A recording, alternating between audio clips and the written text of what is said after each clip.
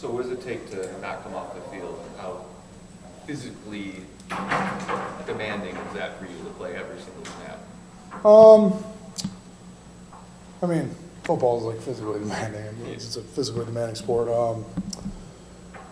But yeah, I mean, I don't really think about it like that. Like, we work really hard during the week, and so like I'm ready to play on Saturdays. Yeah, I mean, that's how I'm just doing my job. So When you guys got off the field and flew back and everything, especially for the offensive linemen, how were the bodies after that late of a start? Like, how much did you need maybe this week or that last week to kind of recalibrate everything? yeah, yeah. The late kick. I mean, it was kind of tough. You know, it was doable. Like we still were ready to play and everything, and and everything. But yeah, it was really tough, especially because like the plane didn't get back till like 10 a.m. This time, or time here. So it was kind of a process, kind of getting the body back. But like we had a bye week, so it was fine. It was a cool experience. The performance you guys had though in the second half, you know, it seemed like you guys played well. I mean, it seemed like, I guess at least from a physical standpoint, you guys were getting stronger as the game goes along. How much do you take from that, especially knowing those circumstances of that game? Yeah, I mean, you can't. I mean, you got to show up and play. You can't really like have excuses like, oh, feel sorry for yourself because you're playing at like 11 p.m. But I think I mean, I think we could have started faster. I think we could have scored more points. And you know, obviously we didn't. And, you know, that could have been the game. So the second half, you know, we started to execute better, get the ball rolling. But versus a team like that, it's not going to work. You know, you got to play 4 quarters of football. So.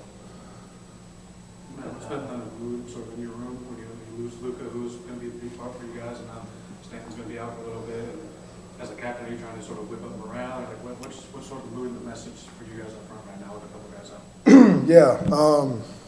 Yeah, you know, obviously Luka is a great player, Stan's a great player, both really good people, good leaders. So yeah, it's definitely both of them are tough losses, but you know, Coach Edmonds has always preached like everyone's got to be ready to play. So you know, guys got to be ready to play. Nobody's expecting anything less or anything more. It's the next man up. You got to do your job. You got to go out there and win football games.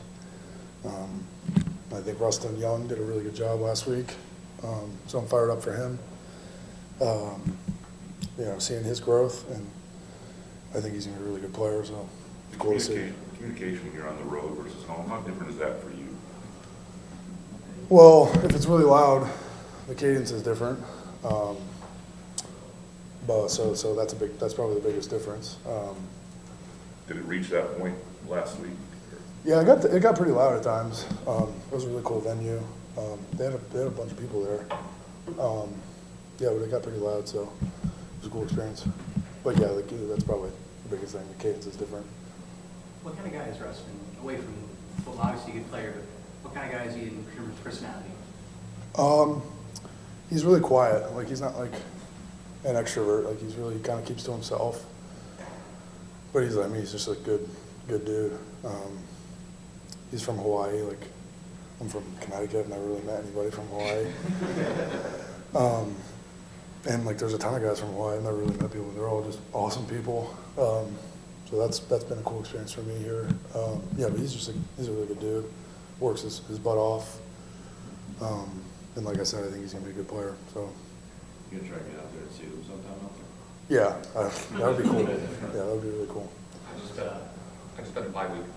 I just stayed here, got my body right, and watched college football, which was cool. Like you're always playing on Saturdays, so you don't really get to watch all the games. I just sat and watched all the games, which was really cool. Watched some of my buddies play and whatnot from other teams. So.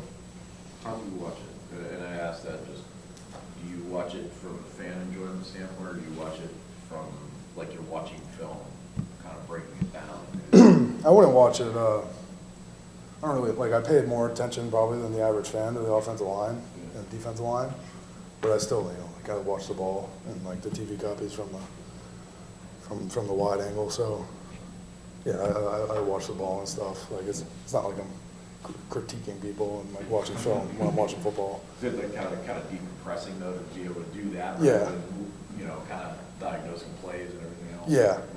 Yeah, it's cool. I mean, football's fun to watch. So.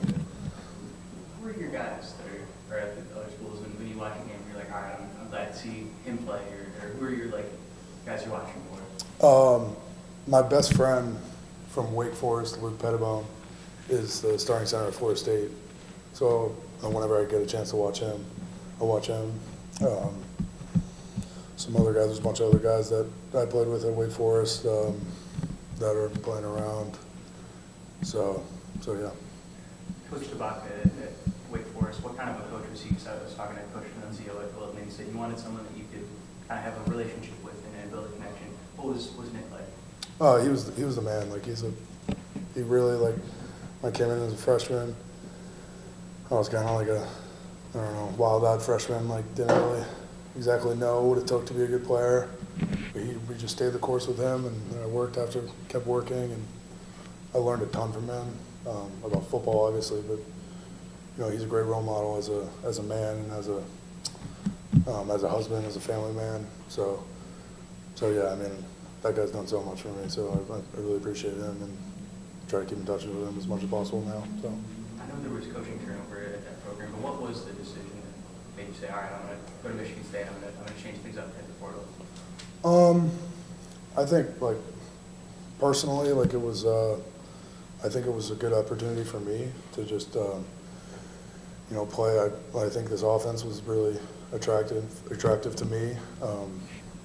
I played in like a kind of a, I don't want to say weird, but like non-traditional offense. I don't know if you guys have seen it, like the slow match stuff that we did. So like showcase myself in like a pro style offense, I think was really good.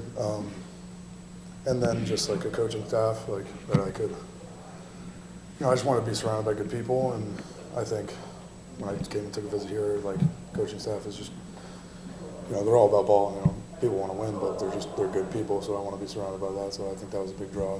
That's why I decided to come here. Also, Michigan State's an awesome place. So. Did you watch the Wake game?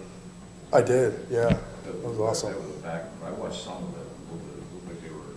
Yeah. Kind of over there. Yeah, that was a great game. They looked really good. So. How much have you think you've grown at center, become more comfortable? Because obviously you played other spots, but now just locking in on one, where do you think you've taken steps? I think just my overall football IQ, especially playing in this offense, like just understanding football, reading defenses, looking at safeties, like identifying what the defense is trying to accomplish,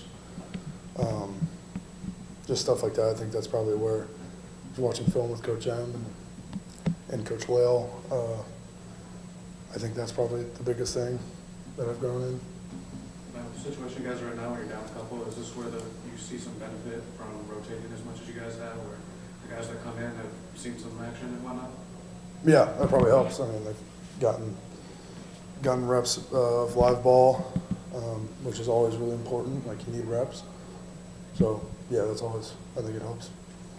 Against USC, you guys started to get the run game going in the third quarter. I asked Keith about what you found as an offense at that point. He mentioned a couple of things. I'm wondering what you felt like was starting to gain traction in the run game in the second half. I think just playing fluid, just not overthinking stuff and just going out there and playing ball was the biggest thing. But like I said, like you can't like really do that against a good team like USC, and USC had a really good D line. So like you gotta take advantage of every quarter. You can't, you know, wait till the second half, just get the ball on. So yeah. Is there anything you see in Nebraska that feels like you guys can get the run game going against them statistically? They've given up a decent amount of rushing yards. What do you think about that? But I think it's going to be a challenge. They got a really good defensive line. It's a big opportunity for us, but yeah, we definitely got to bring our A game because I think they're really good up front. Yeah, appreciate it. Yep.